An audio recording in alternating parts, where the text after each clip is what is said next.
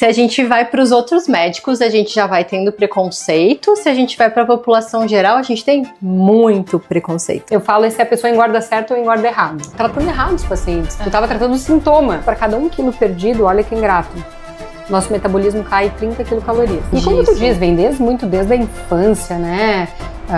Bullying, que muitas vezes começa dentro da própria casa, comentários, né? Comentários preconceituosos. Muito taxativos, né? Você é gorda, você é uma preguiçosa. Se fosse só falta de vontade, ninguém viveria anos tentando emagrecer sem conseguir. Se fosse só comer menos e se exercitar mais, não existiriam tantas pessoas machucadas por dentro, sentindo vergonha do próprio corpo. A obesidade é uma doença crônica e complexa. O que a gente vê por fora é o peso, mas por dentro tem um monte de coisa acontecendo. Genética, emoções, sono, estresse, a forma com que a gente se relaciona com a comida, a forma com que a gente se relaciona com a gente. Mesmo assim, a sociedade insiste em tratar tudo como falta de caráter, preguiça. E por isso, muita gente deixa de procurar ajuda. Por culpa, não vai ao médico, não vai buscar quem poderia estar realmente podendo ajudar. Então hoje eu recebo a maravilhosa doutora Julia Appel, endocrinologista, para a gente conversar sobre a obesidade sem moralismo, sem culpa e com muita ciência. Para a gente poder entender como é que o peso em excesso impacta a saúde, quais os caminhos de tratamento, o que existe de medicação, qual que é o papel dos hormônios, qual que é o papel da mente nessa história. Se esse vídeo te fez pensar em alguém, já envia para essa pessoa. O cuidado começa na conversa sem julgamento. E se você tá vendo esse vídeo no celular, já aperta para se inscrever no canal e não perder nenhuma conversa por aqui. Júlia, quando é que a gente pode dizer que a pessoa tem um problema de saúde com o peso? De que aquele peso em excesso ele não é só estética?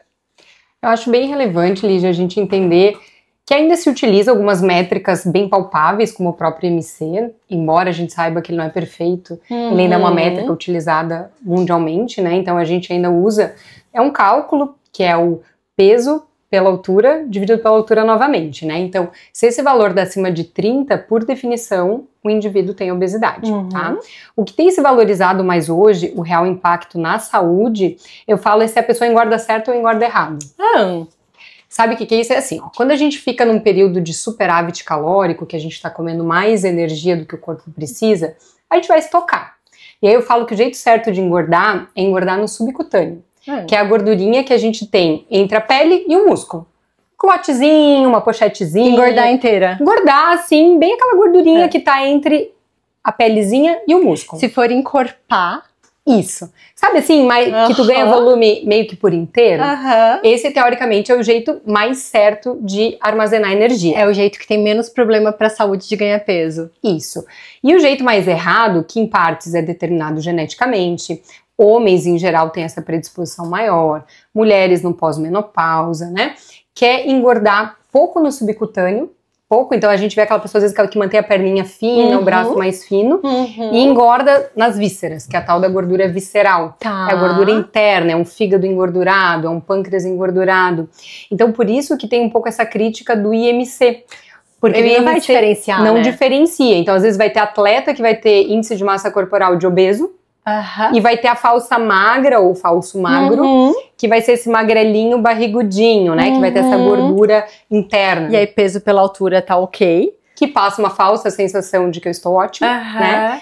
E, na verdade, essa pessoa já está sofrendo consequências e já é uma doença. Certo. Então, existem novas propostas, assim, de a gente não utilizar mais somente o IMC, mas utilizar essas medidas de onde a pessoa está engordando, que podem ser vistas pela relação cintura-quadril, que a gente mede a barriga e o quadril, a própria circunferência abdominal isolada, que para mulheres o risco aumentado acima de 88 centímetros, né, e para homens 102, existe métricas por bioimpedância, então a gente está querendo ampliar um pouco para ter um pouquinho mais de discernimento o quanto isso está sendo sim uma doença, ou não, às vezes é só uma questão realmente estética. Que legal. E se eu for pensar então um número isolado que eu não preciso de máquina, a diferença, a relação entre a circunferência da cintura com a do quadril, ela vai ser melhor do que a MC.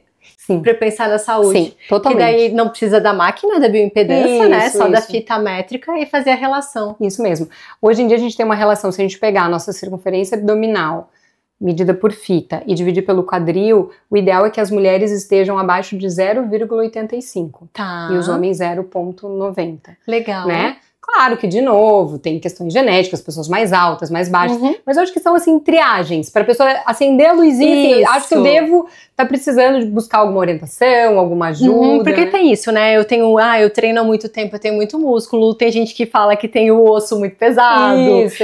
Mas aí essas circunferências vão ter um dado concreto, objetivo, e que tem maior acurácia, né? Exatamente. Ele é mais fiel de saúde ou não saúde. Hoje a gente fala, assim, se pudesse escolher um método, possivelmente esses que, de alguma forma, verificam a gordura abdominal, seja pela medida da relação cintura-quadril, a circunferência, talvez eles sejam mais valiosos do que o próprio IMC.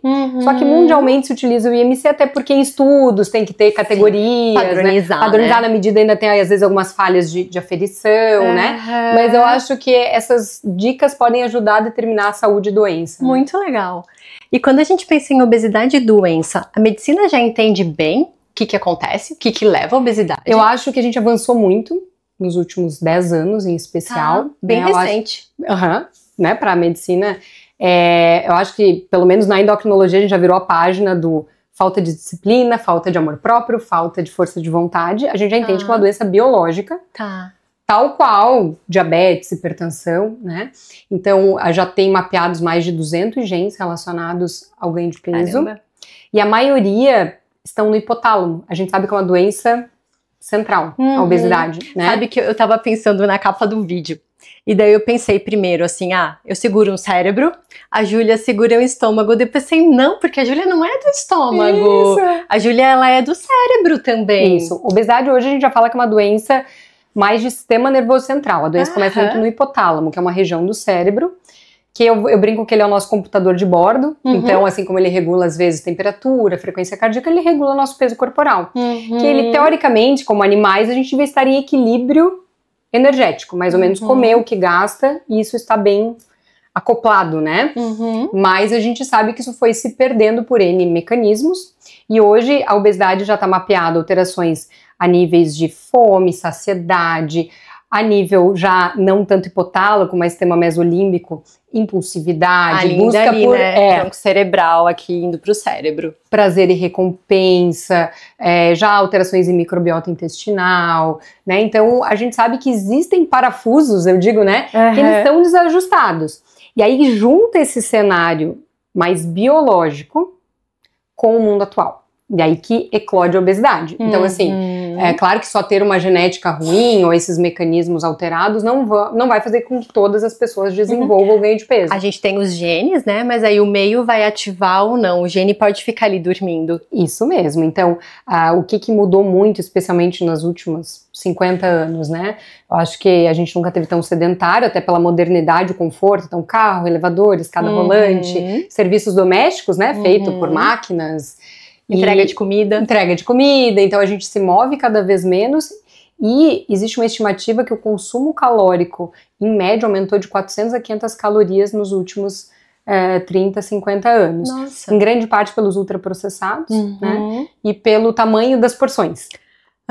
Quem lembra, assim, sei lá, o nosso refrigerante era aquela de vidro, agora é Coca 600, a pizza era uma fatia, eram 8 fatias, agora tem 12 fatias, então o tamanho das porções, os ultraprocessados, o papel da mulher trabalhando fora, e muitas vezes o lar menos assistido, né, a questão da comida em casa, então juntou essa hiperalimentação com menos movimento, um terreno biológico permissivo, né, que são esses genes, essas alterações hipotalâmicas, e aí a gente tem visto esses números assustadores, crescentes, né? Mas eu acho que a gente já entende, assim, muitos mecanismos, provavelmente não todos, não, longe disso, mas já estamos avançando em passos largos de compreender, né? E aí você disse que dentro da endócrino já está estabelecido que não é falta de disciplina, que não é falta de vontade, que a culpa não é da pessoa. Mas isso está dentro da endócrino, né? Se a gente vai para os outros médicos, a gente já vai tendo preconceito. Se a gente vai para a população geral, a gente tem muito preconceito. Eu atendi uma paciente outro dia, que é médica, inclusive, e ela sempre foi obesa. E agora ela conseguiu reduzir o peso, mas ela falou do quanto ela ainda tem aversão com o próprio corpo e preconceito com quem é gordo. ela mantém esse preconceito com ela mesma, uma aversão a ela mesma. Como é que você cuida disso? Olha, eu digo que é a área mais delicada, né? Assim, a primeira coisa que eu converso com os pacientes é isso. Explico que é uma doença, que a gente vai fazer o tratamento com a mesma tranquilidade, naturalidade que a gente faz para qualquer doença crônica, né? Eu gosto muito de repetir, eu falo isso nas minhas redes sociais, porque foi uma frase que marcou muito a minha percepção de tratar a obesidade. Então foi há muitos anos atrás, num congresso, um endocrinologista americano que falou assim: comer menos não trata a obesidade. É tratar a obesidade que te faz comer menos, né? Então, o que ele quer dizer com essa frase? Que muitas vezes a gente estava tratando errado os pacientes. Tu estava tratando o sintoma. Ficava, você precisa comer menos, você precisa comer menos, você precisa comer melhor. A questão não é essa, né? Não é essa. Trata primeiro essa biologia alterada, para daí, né, a pessoa ter condições de jogar um jogo justo. Né? Então eu já começo explicando isso para eles já vou, então talvez eu não esteja tão errado assim. Eu preciso te ajudar a corrigir a biologia. E aí, claro, para poder fazer, né? O próximo passo. Porque eu gosto muito dessa relação da culpa, porque eu já tive pessoas que até me mandaram no Instagram, do jeito que você fala, você passa muita mão na cabeça dos pacientes, que eu falo muito disso, né, que não tem culpa, que não você deveria fazer o quê? Isso, né? Dar bronca. Aquela modelo antigo, você que não fez direito. Fortalecer a culpa, né? Exatamente. Porque se você tem um outro modelo de atendimento, você fortalece a culpa, a aversão, o preconceito da pessoa com ela mesma. Exatamente. O que a gente já sabe que não vai a lugar nenhum, não né? Vai diminuir a autoestima, vai diminuir a sensação de autoeficácia, e aí a pessoa vai comer, exatamente, né? Pra ter algum aconchego ali. Exatamente. Então eu gosto de falar assim pro paciente: você não tem culpa, é uma doença, nós vamos tratar essa doença, o que a gente tem é responsabilidades. Que eu gosto de diferenciar culpa de responsabilidade. Perfeito. Né? Eu sempre faço isso também. Porque assim, claro que por mais que a gente vai tentar ajustar essa biologia, depois a gente vai falar um pouquinho de medicação tem e tal. tarefa de casa. Né? Mas o autocuidado, porque isso também depende do peso, né? A gente estimula que as pessoas façam atividade física independente do peso, que elas comam o mais saudável possível, né? Alimentos in natura, pouco ultraprocessados. Com a meta de saúde, né? Não com a meta de peso. Que regulem o seu sono, que regulem o seu estresse. Então, essas são responsabilidades do paciente, junto com a equipe, claro que a gente está ali para conduzir isso da melhor maneira, né? Mas eles confundem isso um pouco com culpa. E aí diferenciar responsabilidade de culpa e essa parte da educação também, então, de onde isso vem, né? Exatamente. De onde e como tu diz, vem desde a infância, né? Bullying, que muitas vezes começa dentro da própria casa, comentários, né? Comentários de preconceituosos. Muito, taxativos, né? Você é gorda, você é uma preguiçosa. Isso. São pessoas que tu atende também muito, assim, elas carregam muito sofrimento, né? Muito sofrimento. Elas são muito estigmatizadas, hoje já tem estudos mostrando que as pessoas com excesso de peso, em geral, têm piores oportunidades de trabalho, ganham pior dentro de empresas, né? Tem mais dificuldades para encontrar relacionamentos afetivos, então é muito mais complexo. É muito, né? E tem um termo agora, né? A gordofobia, que é esse preconceito contra quem é gordo, contra quem é obeso. E é tudo tão delicado, porque a gente precisa ter responsabilidade de que é uma doença que precisa ser tratada com cuidado, ao mesmo tempo que não é para julgar essas pessoas e nem condenar, são coisas diferentes que às vezes ficam misturadas, né? Super difícil. Não é que é errado, é que não é saudável, não um erro. Isso mesmo. E aí nisso a gente tem essa questão da gordofobia e aí tem o movimento do body positive, né? Que daí também tem muitos ângulos, né, Júlia? Eu queria te ouvir, porque outro dia... Porque tem a maravilhosa da Paola Oliveira, né? Que não é nada gorda. Estão usando ela para ser um exemplo de body e sendo criticada. Eu vi num grupo outro dia, semana passada. Não, mas ela tem muita gordura. A mulher é maravilhosa. E se você pega ela, que assim, ela só não é magérrima, e já é alvo de crítica. Imagina quem realmente é movimento body positive, que daí tem a obesidade. Como é que você vê esse movimento? Eu acho super válido, como você mesmo disse, trazer outros ângulos. Acho que essas pessoas têm que ter mais vozes, essas pessoas têm que lutar contra estigma. A questão de representatividade, né? A normalização de padrões, eu acho que tudo isso é muito válido nesse tipo de movimento, né? Pra gente não achar que o normal é só o modelo de passarela. Né? Então acho que essa é a parte positiva. A parte negativa que eu vejo, como tu diz, às vezes também normatizar uma doença. Então, quando começa a ir para essa esfera, onde a gente viu pessoas que chegaram a ter obesidade severa, tipo Jojo Todinho, entre outras, que daí foram massacradas, né?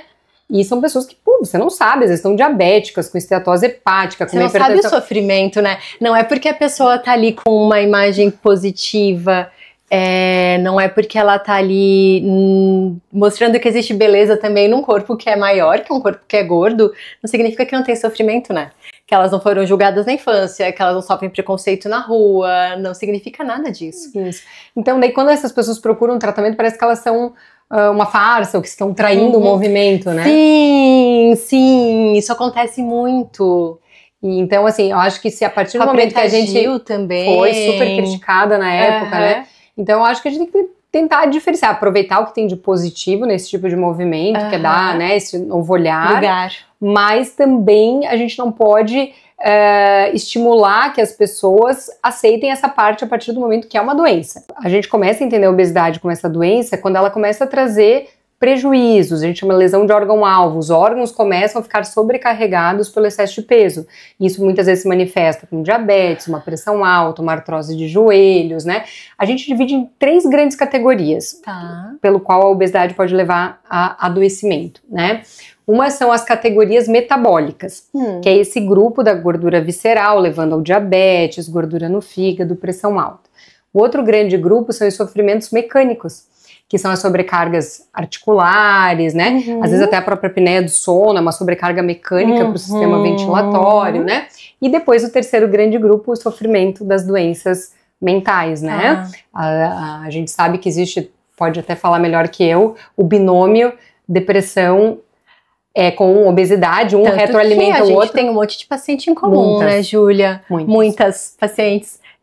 Porque faz muita retroalimentação. Desde essa questão do sofrimento, porque a obesidade é doença de uma vida, né? Então a gente tem desde esse sofrimento que vem desde a infância, um monte de história traumática, de rejeição, de exclusão, de aversão a si mesma, de julgamento moral consigo mesma e do outro.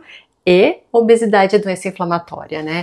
Então, por estar inflamando todo o corpo, inflama o senhor cérebro também. É uma neuroinflamação, né? É muito mais difícil de resgatar o paciente da depressão. Né? Então, eles se retroalimentam muito. É muito difícil. A gente acaba em pacientes com obesidade usando mais medicação e tendo mais dificuldade de fazer o resgate. Porque o cérebro está inflamado. E aí entra a questão que às vezes alguns medicamentos necessários também não são os mais amigos. Não, isso é uma nhaca. Manhaca. Muito, nem vamos falar disso. Nem todos. Nem todos engordam. Mas alguns engordam, mas a gente deixa por último, quando a gente tem que apelar. Isso. Até lá a gente vai com os que Isso não pra ti engordam. que tem todo esse olhar, né? Porque não é, às vezes, a realidade pra algumas pacientes, né? E às vezes eu fico muito indignada. Eu também. Menina novinha com medicações que engordam. Isso. Não se faz. Não se faz. Dá ainda pra mais fazer tu sabe coisas. Que aquilo já leva um sofrimento pra aquela pessoa, né? E mesmo essa interação que você disse do sono, eu gostei dessa separação, eu não conhecia dos 3 mecânicos, nichos. Mentais e as metabólicas, os 3 grandes grupos. Muito legal. Só que aí nisso de que as coisas se retroalimentam tanto, tem muita gente obesa que não quer ir ao médico porque vai ser julgada. Porque vai chegar lá e o médico vai dizer: você tem que comer direito e fazer exercício, volte aqui quando você fizer. Como se fosse uma tarefa simples, e isso vem com muito julgamento moral, né? Na endócrino tá bem estabelecido, mas com os coleguinhas nem tanto, né, Júlia? Esse é um desafio bem grande, no mundo todo, tá? Existem algumas estimativas que o paciente com obesidade, ele tem um retardo no diagnóstico de outras condições, muitas vezes em torno de 6 anos, porque a pessoa chega com uma dor nas costas, vão dizer pra ele, é por causa do seu peso. Você chega com dor no pé, é por causa do seu peso. Sempre por causa do peso, só que às vezes não é. Não, e ele nem vai no médico. Isso, ele mesmo já acha que é por causa do peso. Porque aí eles vêm pra mim e falam, eu tô com uma dor no joelho, eu não sei quanto tempo, mas se eu for lá no ortopedista, ele vai mandar eu emagrecer, né, doutora? Então eu não vou. Isso. E quando eles vão ouvir isso mesmo. Então, acaba que eles vão ganhar corticoide. São pacientes menos investigados, no geral, porque já se pressupõe que tudo... eu tô com azia. Isso é refluxo por causa do excesso de peso, né? E a pessoa fica ali num limbo, né? Mal assistida. Então, eu tenho conversado, assim, às vezes a gente tem a oportunidade de conversar com os ortopedistas, com vários colegas, cardio e tal. Então, assim, ó, se você não tem experiência em tratar obesidade, mas encaminha, não deixa o paciente solto, né? Fala assim, olha... Não fala só que é pra ir lá emagrecer. Não fala que coma menos esse exercício, porque todo mundo sabe que essa equação não dá certo, tá? Se desse, a gente ia ter 60% da população acima do peso, se fosse só fechar a boca e malhar, né? Então, assim, direciona, fala assim, procura um colega endócrino, procura uma nutri, né? E aí, o paciente, pelo menos, vai ter um caminho, é um tratamento. Deixa eu te perguntar, então, porque assim, a gente tem endócrino, tem nutri, tem educador físico, tem psiquiatra. No final, seria uma equipe multi, né? É a equipe dos sonhos. Aham. Por onde começa? Assim, ó. É difícil dar essa resposta geral, porque às vezes cada um tem um calcanhar de Aquiles maior, né? Então eu tenho pacientes que às vezes a dieta é uma coisa super tranquila, mas sedentário, talvez o caminho para esse é começar por um educador personal. Tem pacientes que ao contrário, são super engrenados no exercício, mas a dieta é uma bagunça. Então assim, se realmente existir por onde começar, eu começaria pelo ponto mais sensível, né? Pra gente começar a identificar nela mesma. Isso, assim, e ela já procurar e ajustando aquilo. Num cenário ideal, óbvio que eu vou puxar a sardinha pro meu lado, eu acho que o endócrino ele tem muito um papel de orquestrar a equipe, no sentido... De gerente, né? Isso, né? Porque assim, sempre que um paciente chega para mim com excesso de peso, a primeira análise que eu tento fazer são: esse paciente tem algum fator que possa estar levando a ganho de peso? Então eu reviso as medicações em uso, né? A parte hormonal, fase da vida, né? A gente sabe mulheres do climatério. Então assim, tu tenta entender se teve algum gatilho para o ganho de peso. Porque sempre que existe uma causa, eu tento atuar na causa. Se der para retirar a causa, muito mais fácil. Exatamente, né? Às vezes tu ajusta uma tireoide, retira um medicamento que sabidamente ganha peso e tal, você remove o estímulo, o paciente volta a ter mais facilidade de emagrecer. Confesso que é a minoria dos pacientes que tem um gatilho tão óbvio, mas às vezes tem. E segundo lugar, eu quero ver se já tem aquelas consequências que a gente comentou. Já existem órgãos, sistemas acometidos que eu preciso tratar especificamente, né, para sofrimento no corpo que tem que precisa de uma atenção inicial. E o endócrino também faz isso, né? E aí depois a gente vai organizar esse combo, orquestrar essa equipe, que claro vai ter quem vai ter um acesso, vai conseguir. Todo mundo. Todos. E quem não conseguir, eu falo que a gente vai ajudando, né? Orientando. Hoje também tem muito material que as pessoas podem indicar bons profissionais, até em rede social, para assistir. Quando o paciente não tem convênio, não consegue pagar uma consulta, um personal, isso assim tá fora da realidade. Da realidade da pessoa. Por onde ela pode começar? Eu diria isso, assim, pelo seu Instagram? Eu diria que, assim, hoje tem muita gente falando coisas legais, interessantes, né? De maneira gratuita. Eu acho que buscar bons profissionais tem que ter esse cuidado de buscar referências, né? Por exemplo, teus pacientes, tu tem mais discernimento, por ser da área médica. Ó, esse aqui é legal de seguir, esse daqui. Eu mesma, eu passo, assim, lista de nutris que eu confio na abordagem, de educador físico, de psiquiatra. Porque eu acho que daí tu já começa a plantar, né, sementinhas ali positivas, né? Então acho que é um bom começo, assim, buscar um pouco de informação de qualidade. Se informar. Né? Aí tendo as informações, que eu digo que é até a fase mais difícil, né? Colocá-las em ação, né? E aí eu acho que tu pode até dar dicas melhores de comportamento, mas eu entendo muito, assim, o papel do ambiente, né? A gente que, pelo menos eu estudo um pouco de terapia cognitivo-comportamental, porque eu acho que é uma ferramenta bem válida na obesidade. E a gente sabe que ambiente determina muito comportamento, que são os gatilhos visuais, né?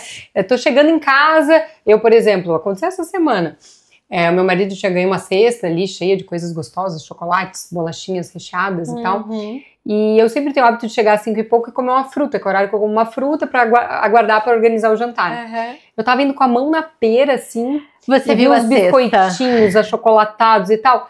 Peguei, claro que no meu caso não teve problema nenhum, foi uma coisa pontual, mas ali eu pensei, olha como o ambiente dita comportamento. Tinha a fruta, né? Agora, se é uma casa onde não tem a fruta e tem esses alimentos que são muito gostosos, né, que são hiperpalatáveis, você vai indo. Isso, mas eu quero dizer assim, ó, nesse dia eu peguei o biscoito, mesmo você sendo disciplinada e comendo sempre a fruta. Eu olhei assim, me deu muita vontade. Então, assim, se a gente não tem, tem um livro que se chama Hábitos Atômicos, que ele fala muito assim, ó, torne invisível aquele hábito que você quer eliminar e torne fácil, né, intuitivo aquilo que você quer criar. Então, realmente tirar as armadilhas de casa, não ter estoque de bolacha, biscoito, refrigerante, salgadinho, né? Dificultar seu Deixa próprio pra acesso. errar, que eu digo assim, fazer a exceçãozinha fora de casa. Ah, vou no aniversário, vou um dia na minha confeitaria preferida, né? Mas não puxa pra dentro de casa, pra aquele dia que você tá vulnerável, com TPM, estressada. Não deixa Porque tão você fácil, sabe, tem a gavetinha né? Eu acho, e ter os facilitadores. Então, é pra eu tomar mais água? Vamos ter sempre uma aguinha disponível, vamos ter as frutas, as verduras frutas bem escancaradas ali, verduras higienizadas, falando da preguiça de lavar, né? Então, buscar esses pontos no ambiente podem ser grandes facilitadores. Tem uma questão também, quando você fala da disponibilidade de comida, eu vi um estudo do quanto o autocontrole é limitado. A gente não tem autocontrole infinito. Então, é como se a gente tivesse uma caixinha, um copo de autocontrole. Não vou comer. Não quero. Não vou comer. Acabou. Se você fica exigindo demais do seu autocontrole, uma hora você não vai dar conta. Não é pra ficar se testando, né?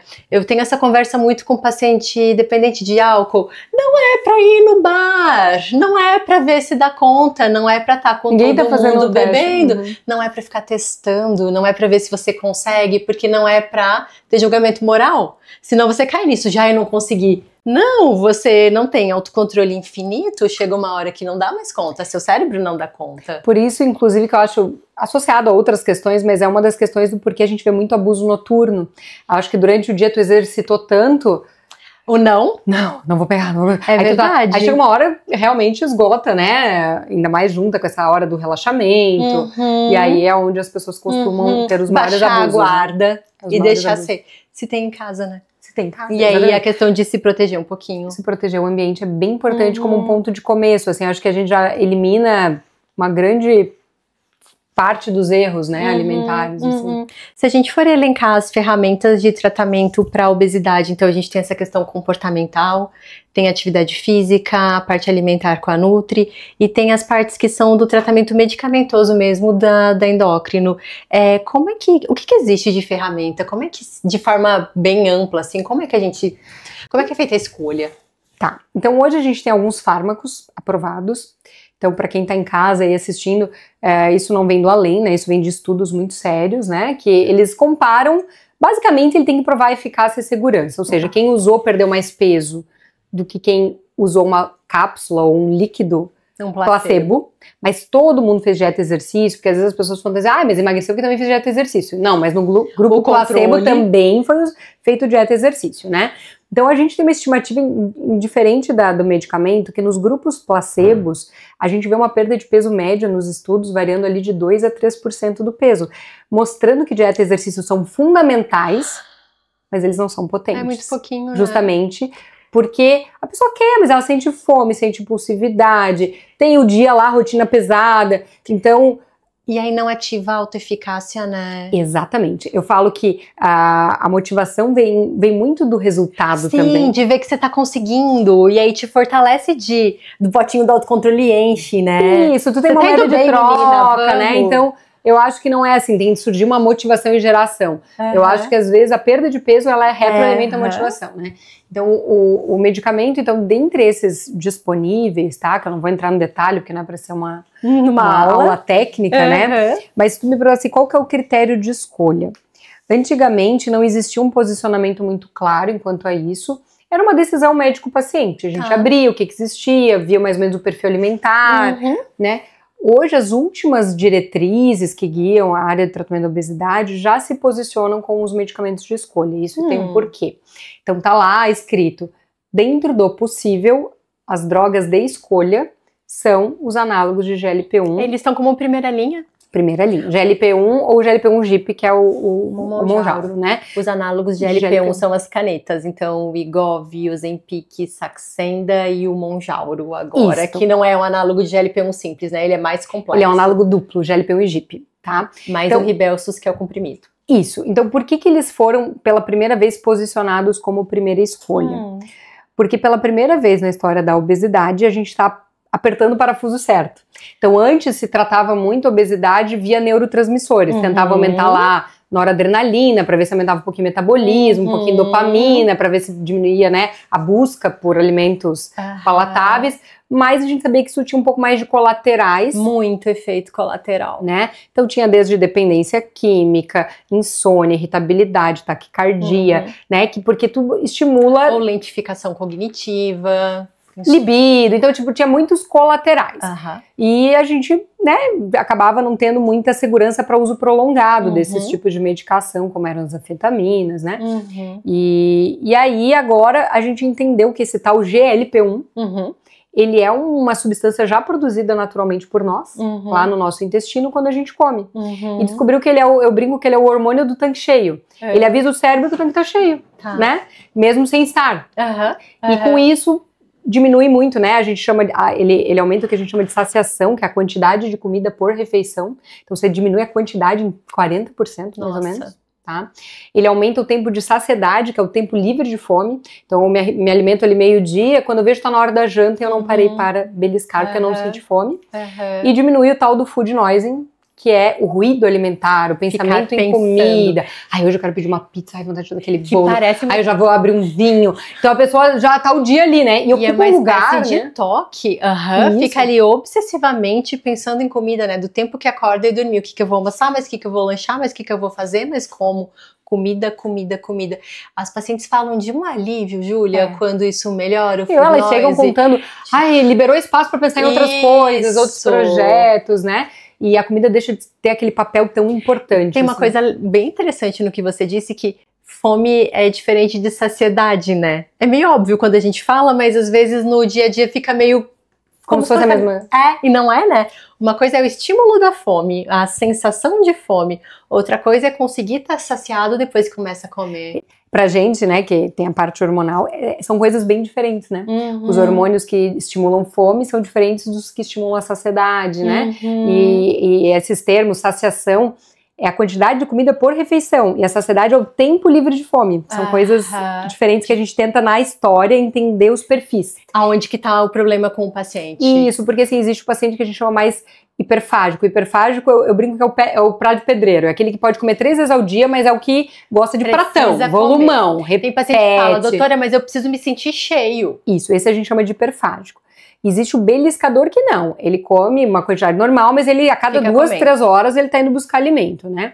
Existe o comedor emocional, que é aquele que não é nem hiperfágico, mas ele muda muito por fome, o padrão nem por comportamental, saciedade, né? Exatamente. É pra tentar regular a emoção. Isso, né? Enfim, existem vários comeres, né? E a gente tenta também na história identificar esses padrões, porque existem fármacos que atuam um pouquinho melhor ou pior em determinado padrão. Mas voltando do porquê os tais análogos de GLP-1 são a primeira escolha, porque além de a gente tentar consertar essa biologia de uma maneira mais fisiológica, pela primeira vez na história da obesidade, um medicamento não só é seguro, como ele comprovou redução de morte por doença cardiovascular. Então hoje a gente consegue dizer, não, se você usar, claro, dado estatístico, né? Você vai conseguir reduzir em média 20% a tua chance de ter infarto e AVC. Você vai conseguir, pela primeira vez, a gente conseguiu um fármaco que não só reduz a esteatose, como reduz fibrose.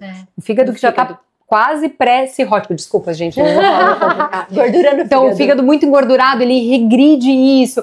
Por exemplo, taxas em pacientes com pré-diabetes, né? Antes o que a gente tinha de mais potente, intervenção de estilo de vida, metformina para tentar não ter a progressão do pré para o diabetes, mas eficácia na ordem ali de 40 e poucos %. Hoje, com os análogos, a gente consegue evitar progressão para diabetes em 90 e poucos %. É muito, então, assim, muito hoje a gente fala, é um fármaco que traz saúde. Ao mesmo tempo que não é para usar de forma indiscriminada. Aí depois fazemos um parênteses disso, tá? Tudo que eu tô falando aqui é em pacientes com obesidade. Com obesidade, com indicações de tratamento e sob supervisão médica. Depois eu quero até fazer um parênteses sobre isso. Então, assim, por isso que hoje eles são primeira escolha. Porque eles funcionam na biologia com segurança e reduzindo o risco de doenças graves, né?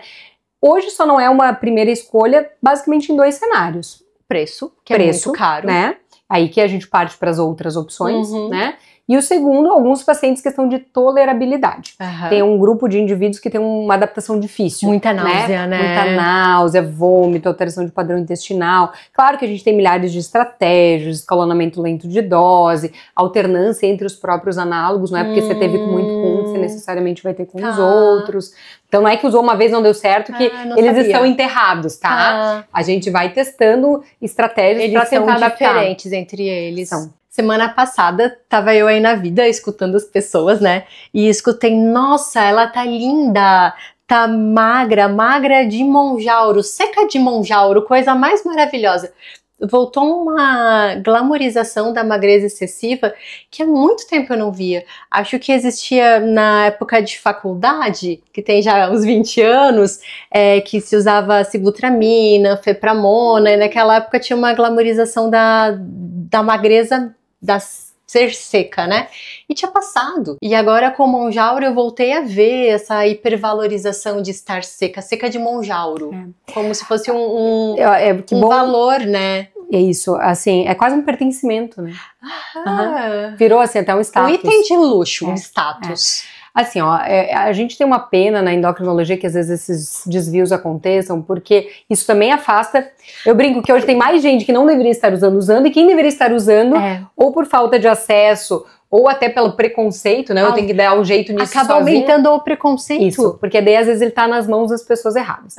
Agora já não tem como resolver o mundo, né? O que a gente fala é isso. Tudo isso que a gente fala de positivo da medicação, nos estudos foram com pessoas com IMC acima de 27. Então a gente não sabe dado em magro, tá? Então, por exemplo, se você quisesse usar para perder 4 quilos pro verão, eu não posso dizer essas maravilhas que eu falei, que reduz infarto, AVC, porque isso foi testado em pacientes com obesidade, tá? Então a gente não pode extrapolar. A grande preocupação do uso em indivíduos mais magros, além da falta de estudos, são as pessoas que geralmente mais perdem massa muscular e massa óssea, tá? Porque quanto mais perto do peso ideal, mais chance de fazer catabolismo muscular, que é a queima do músculo como fonte de energia, né? E também prejuízo sobre massa óssea. E aí a gente vai ter uma série de problemas, né? Lá na frente, a gente preveu mulheres que a gente chama sarcopênicas, é aquela idosa frágil, magrelinha, com baixo osso, que cai, que fratura. E que fratura do nada, né? Tá? Uma paciente outro dia emagreceu, enfim, ao longo do tempo ela emagreceu com Ozempic, mas sem acompanhamento nutricional, sem atividade física, em menopausa. Evoluiu com fraqueza muscular importante, com perda óssea. Como é que descobriu a osteoporose?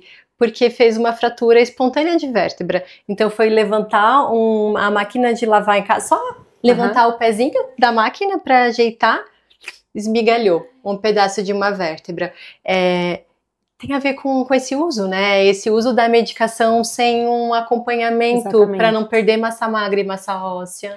A preocupação também, assim, embora eles sejam considerados medicações seguras, elas não são isentas de colaterais também. Então, em toda doença, o princípio o benefício é muito maior que o potencial risco. Mas acho que nem dá pra falar que isso é um efeito colateral, né, Júlia? Isso é um mau uso da medicação. Não, eu sei, mas até puxando agora, assim, pra colateral previsto, tá? Então, assim, não esses da perda muscular, perda óssea, eu concordo que é mais um mal evitável. Mas, assim, colaterais que podem surgir, como litíase biliar, que é uma condição, né? Pedra na vesícula. Isso, então a litíase biliar, que é essa pedra na vesícula, ela pode ser uma complicação dos análogos, tá? Justamente que perder rápido deixa a bile mais espessa. Então, se é um indivíduo que tá lá com obesidade, diabetes, ele tá no game, ele tá correndo um risco que tá valendo a pena, tiramos entendeu? a vesícula. Porque, assim, eu tô ganhando tanto em outras coisas, né? Tô ganhando mobilidade, redução da apneia, redução da glicose. Agora tá uma mulher lá, bem magra, só porque ela quer ficar ainda mais magra para... Aí ela faz uma pedra na vesícula que complica às vezes, né? Sim. Com uma inflamação, com o deslocamento dessa pedra pro pâncreas, por exemplo. Então, eu acho que a gente começa a se expor a riscos que talvez não se justifiquem pelo benefício. O custo-benefício passa Ele tá estranho, né? Ele tá não tá alinhado, né? E a outra coisa que eu falo, às vezes uma certa dependência psíquica. Esses são medicamentos que não têm risco de dependência química, né? Mas a dependência psíquica de eu só consigo ficar magra se eu estiver usando. Que daí é o risco de se usar sem necessidade, né? Isso, e depois que experimenta, tu prova aquele pezinho novo, que é difícil abrir mão dele depois, entende? Que é como o homem que não precisaria usar Viagra e usa Viagra. Isso. Depois não consegue ter relação sexual sem Viagra porque a potência não é a mesma ou fica com medo de ficar impotente. Exatamente. Desenvolve ali uma dependência emocional. E isso acontece com esses remédios também. Né? Porque assim, eu vou dar até um exemplo. Assim, vamos supor uma mulher que estava com uns 65 quilos e ela diz que ela usou só porque o sonho dela era voltar para os seus 60, que ela tinha aos 20 anos, tá? Que ela decidiu que era o peso ideal. Isso. Aí ela usou e ela foi de repente para 57. E aí... Gostou. Aí ela não quer mais ter 60. Ela quer ter 57. Só que não se mantém esse peso, Só que daí esse peso não se mantém. Então, voltando lá para a tua primeira pergunta, o que é uma coisa importante das pessoas saberem? Eu até nem sei se essa pergunta tá depois na pauta, mas já vou entrar porque eu acho que é importante saber, né? Lá. Que é o seguinte, os medicamentos são bons, são seguros, são eficazes, porém, eles só funcionam enquanto estão sendo tomados, tá? O que eu quero dizer com isso? Essa era a próxima pergunta, o tal do rebote. Isso. A gente não usa o termo rebote, porque o rebote ele iria remeter que ele, ao parar, ele te joga para uma situação pior do que você estava.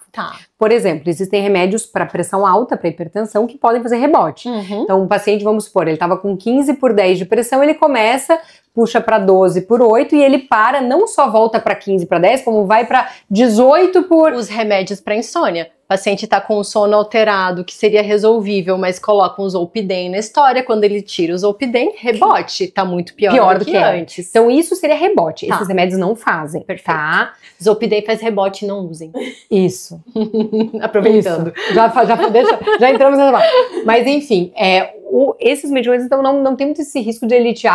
Eu usei com 80, baixei para 60 e agora tô com 100 porque eu usei um período da minha vida. Isso não, tá? Então eles não fazem rebote. Agora, o que eles não fazem é sustentação do peso perdido depois que eu paro, tá? Então, os pacientes têm que entender que a obesidade é uma doença crônica que não tem cura. Ela tem controle. Doença crônica são doenças que não têm cura, mas que têm controle. Isso. Então, o que eu quero dizer? Eu posso usar 6 meses de Mounjaro, posso usar 1 ano de Ozempic. Existe tempo ideal? Vamos já falar sobre isso. Mas, assim, posso usar o tempo que for. Tá. Quando eu parar, eu deixo de contar com aquele apoio, com tudo aquilo que ele me regulou, que foi baixar lá o diabinho mental, que foi me manter com menos fome, né? E é natural que eu volte aos poucos a me alimentar como anteriormente, as quantidades de anteriormente. Você volta a ter que lidar com você mesma, né? E aí, a sua fome, a sua as taxas de sustentação de peso são bem baixas, tá? Pra te falar dado de estudo, mais ou menos, olha que interessante que os laboratórios fizeram durante as pesquisas clínicas, né? Então, eles pegam lá aquele grande grupo de pessoas, e aí lá desde o começo uma parte vai ganhar placebo e uma parte o medicamento ativo. E aí as curvas são essas, o medicamento ativo vai lá para baixo, de 15% a 22% do peso, dependendo da molécula, e o placebinho fica ali nos 3%, tá? Só que olha que interessante, depois que o pessoal chegou no seu platô, ou seja, chegou na eficácia máxima do medicamento, ali por 1 ano e pouco, eles sem avisar, passaram ao grupo que estava usando o remédio a enviar placebo. Então a pessoa estava lá no seu tratamento, aí no estudo clínico eles recebem as medicações, né? E começou a vir uma ganetinha. E a pessoa continuava motivada achando que estava usando o remédio. E participando dos encontros lá, tudo mensais, tudo igual. A única diferença é que começou a vir uma água destilada, certo?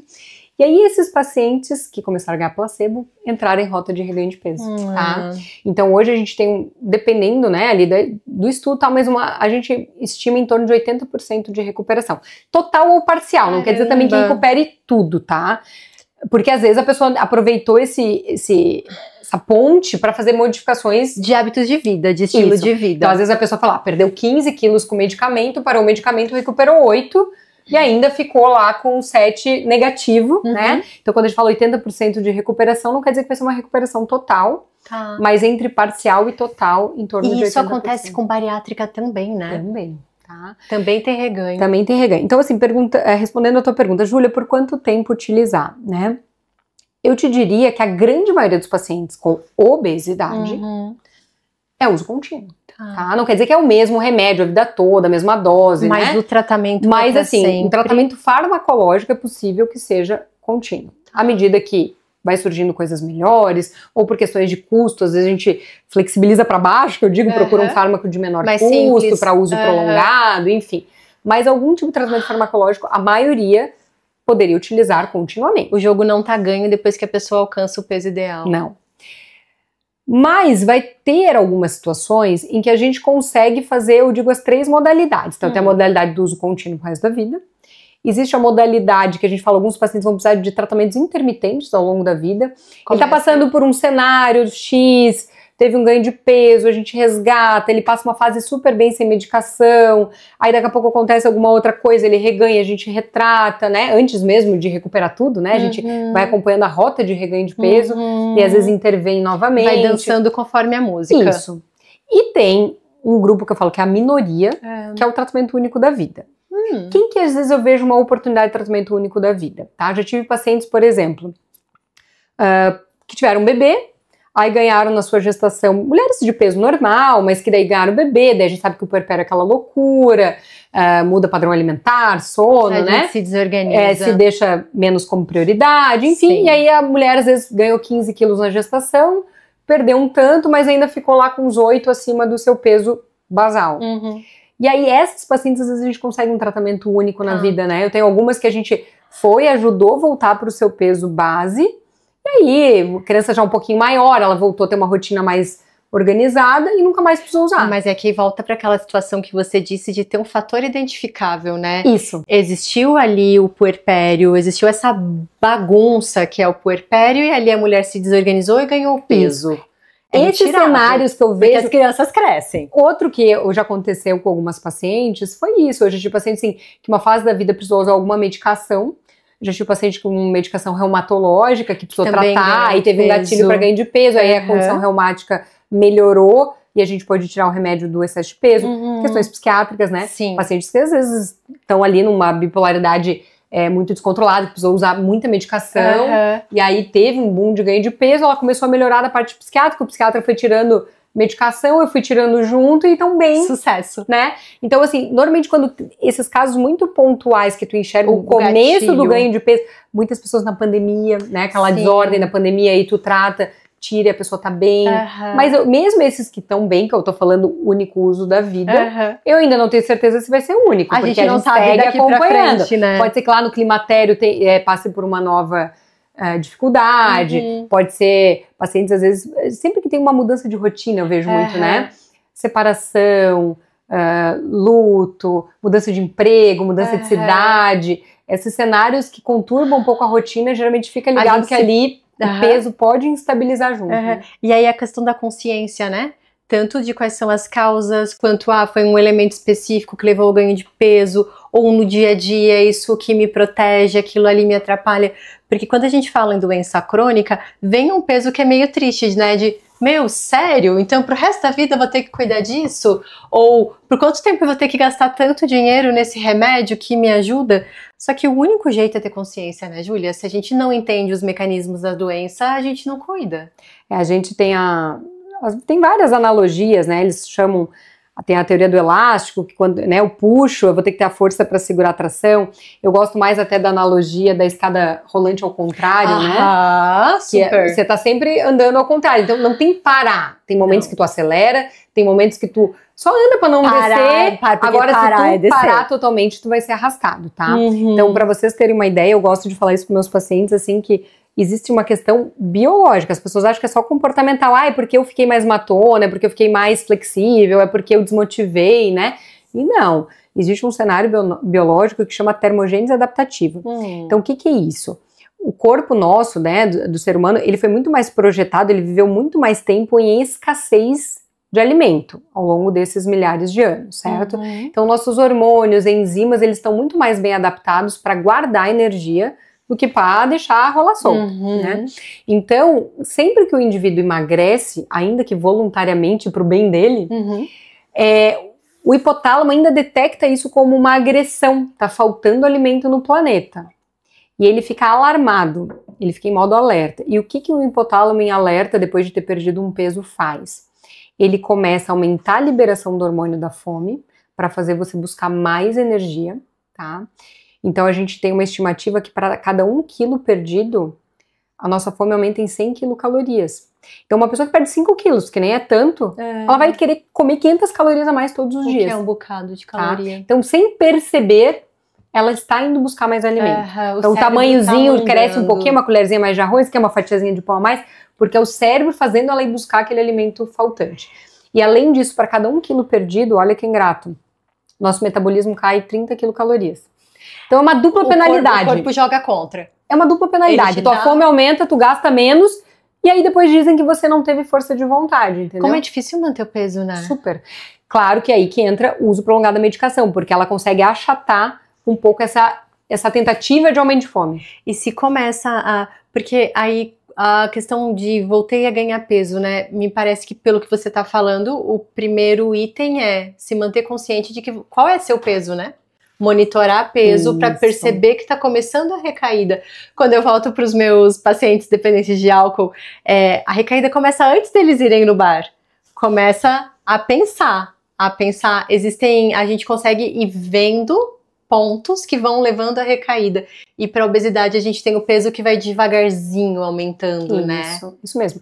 Eu uso muito uma estratégia com os pacientes quando eles estão nessa fase de manutenção. Eu digo para eles, da minha parte tu nunca vai ter alta, né? Eu falo, tu se dá alta, mas eu não vou te dar alta.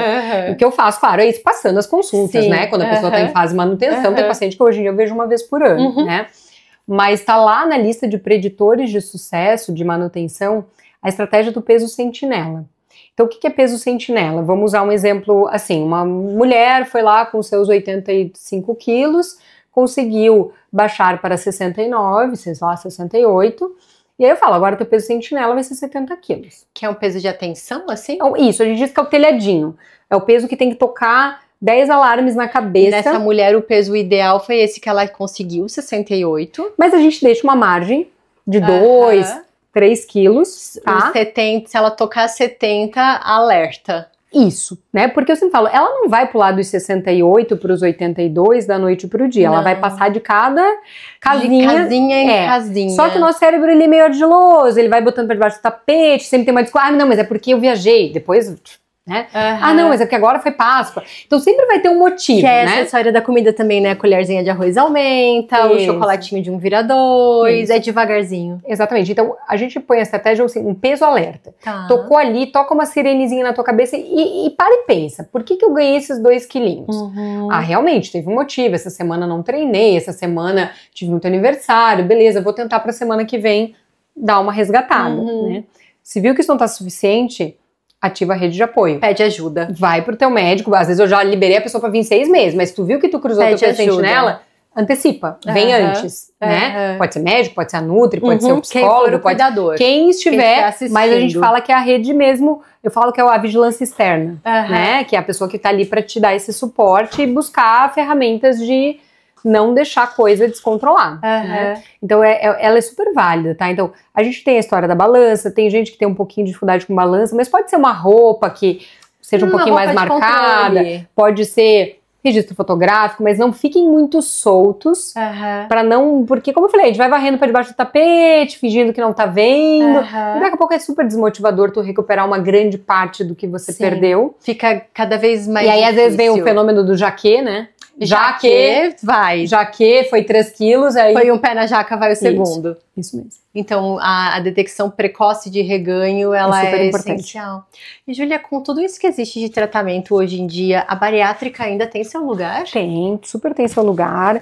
Primeiro porque, como a gente falou, são doenças crônicas. Então, a gente vai ter que ter ainda um entendimento, enquanto esses medicamentos forem muito caros, da custo-efetividade desses tratamentos. Porque, assim, a bariátrica é aquela coisa, ela até é um procedimento caro, mas ela é feita, depois a gente vai ter um custo menor ao longo do acompanhamento, com as vitaminas e segmento.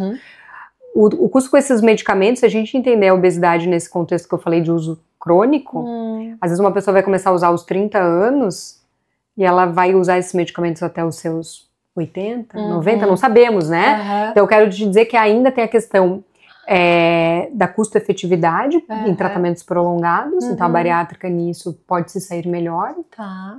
Existe a questão da tolerância, nem todo mundo que pode pagar necessariamente vai se dar bem com o medicamento. E tem a questão ainda das obesidades mais graves, né? A gente chama os IMCs acima de 45, 50, que embora os medicamentos injetáveis já estão perfis de eficácia muito bons, mas ainda não se igualam à potência da bariátrica. Ela é mais potente. Ainda é mais potente, tá? Eu falo ainda porque essa era dos agonistas vão surgir cada vez... Acabou de começar, Está começando, né? Uhum. Então, a gente hoje tem o mais potente, o Mounjaro, que é um agonista duplo, mas já está em pesquisa bem avançada um agonista triplo, que vai em 3 receptores diferentes, com potência ainda maior. Então, hoje eu não posso dizer que eles já são mais potentes que a bariátrica. Mas a bariátrica também não cura a doença, né? Não cura. E da mesma forma, tratamento crônico pro resto da vida. Não é que fez a bariátrica e resolveu. Não resolveu, tanto é que existem as taxas de reganho de peso, né? Então, ela é uma ferramenta, que nem eu digo, né? Quando chega um paciente com uma obesidade mais importante, eu digo, olha, a gente vai ter que te tratar. Não tratar não é uma opção, eu falo, a gente vai ter que achar um tratamento. Se ele vai ser clínico, vai ser cirúrgico. Eu sempre digo, como você nunca às vezes tentou um tratamento clínico bem feito, vamos dar essa chance, né? E aí tem muitos que vão super bem e a gente deixa a bariátrica lá stand-by. E tem alguns que mesmo em tratamento clínico otimizado, pode não ter uma excelente resposta. Nem todo mundo responde, né? Nem todo mundo, tá? Então, embora a gente traga esses dados, perde 15, 25% do peso, tanto para semaglutida quanto para tirzepatida, a gente tem taxa de baixo respondedor, tá? As canetas. Felizmente, são uma minoria dos pacientes, mas eles existem. A gente ainda tá tentando entender exatamente o porquê, mas... Quem é que não responde? Tem paciente que não responde bem. Não responde bem, tá? Voltando na sua analogia de escada rolante ao contrário, eu falo isso muito com as mulheres depois dos 40 e menopausa. Pra ficar, mesmo mulheres que não têm obesidade, né? Para manter o peso é escada rolante ao contrário. Se você só ficar tranquila, seu peso vai aumentar. Vai. É ingrato. É ingrato. O que acontece com a menopausa, Júlia? A menopausa é um período que tem realmente essa mudança hormonal. E a gente já tem dados mostrando que o ganho de peso já começa antes da mulher sequer imaginar que ela está no climatério, né? É menstruando certinho. Está menstruando regularmente, mas o ganho de peso começa em média 5 a 7 anos antes da tal da última menstruação, né? Então é uma época que às vezes a gente não sabe, por exemplo, nós a gente não sabe a data da última para saber se a gente já está em algum grau de climatério, né? Às vezes é de trás para frente esse diagnóstico. E o que começa a acontecer? O estradiol, né, que é o nosso grande hormônio do ovário, ele é bom para peso, ele é um amigo do peso mais magro, né? Ele atua diversos mecanismos, ele que nos dá a cintura, né, o que diferencia muito o padrão de corpo masculino e feminino, e que por isso que a mulher vai ficando quadradona. Isso, na menopausa, né? Isso mesmo, a mulher na menopausa ela perde cintura. Então, o estrogênio, ele dá a cintura, o estrogênio, ele regula o apetite para baixo, o estrogênio aumenta a queima de gordura, ele tem um efeito termogênico, tá? Então, tem essas ações diretas dos hormônios, e tem as questões adicionais, que são, no climatério, piora padrão de sono. Piora de padrão de sono, aumenta apetite. Aumenta diminui a saciedade e aumenta a apetite. Menopausa dá mais labilidade emocional, né? As flutuações, a gente sabe quando cai estrogênio e progesterona, cai serotonina junto. Vem o comer emocional para regulação. E aí tem, então tem a questão biológica hormonal direta, mas tem esses fatores indiretos de perturbação de sono, de humor. E aí tudo isso culmina com o ganho de peso. Tá? Então é um período é um pouco heterogêneo, mas assim, na média a gente vê um ganho de peso médio de 2 a 6 quilos pelo efeito menopausa. Tá? Claro que vai ter quem vai ganhar mais e quem vai ganhar menos, né? Então, na prática, fazendo uma analogia de novo com a escada rolante, eu tinha um professor que fala assim, o pessoal perguntava em palestra pra ele, tá, então o senhor tá dizendo que aceita que dói menos, vai engordar e pronto. Ele disse, olha, do ponto de vista biológico, sim, a menos que tu entenda que é uma fase da vida que tu vai ter que comer pela metade e se exercitar o dobro. Querendo dizer assim, é uma fase de melhorar os teus hábitos, né? Aprimorar, né? Aprimorar. Você vai precisar ainda mais atividade física e ainda uma comida melhor para manter o mesmo peso. Isso, tá? Porque é muito fácil. Fala isso, eu sempre comi assim, não é que eu piorei. Eu falei, tudo bem, não piorou, mas também não melhorou. É mais assim, né? Então... É verdade. E é isso de que o tratamento muda. Você falou de dançar conforme a música com a medicação, troca, coloca uma mais simples, tira, vai mudar de cidade, vamos lá, vou te dar um suporte maior. E com a idade também, então, né? A gente precisa rever os hábitos. As fases de vida, né? A mulher, em especial, ela tem 3 grandes gatilhos para ganho de peso na vida, do ponto de vista biológico. O primeiro é na entrada da puberdade. Ali quando a menina vai pôr corpo de mulher, muitas ali já começam um ganho de peso. A encorpar com ganho de peso, né? O segundo grande gatilho são as gestações. A gente fala que é retenção de peso. A pessoa ganha e não perde tudo, né? E o terceiro é a menopausa, né? São as 3 fases mais delicadas. E o tratamento da obesidade, em cada uma delas, tem algumas particularidades, né? Da gente entender essa fase da vida, né? Os objetivos. Então, mulheres estão tentando engravidar, as medicações, né? Durante a tentativa não pode. A gente prepara esse corpo antes, né? E na menopausa a gente tem todo um cuidado ainda mais especial com massa muscular e massa óssea. Então, tem alguns cuidados extras, né? A gente precisa ir se cuidando cada vez mais. Sim. E não tem choro, né? Não tem choro. Pra gente fechar, Júlia, por que cuidar da obesidade é importante? Ai, meu Deus. Fala por tudo.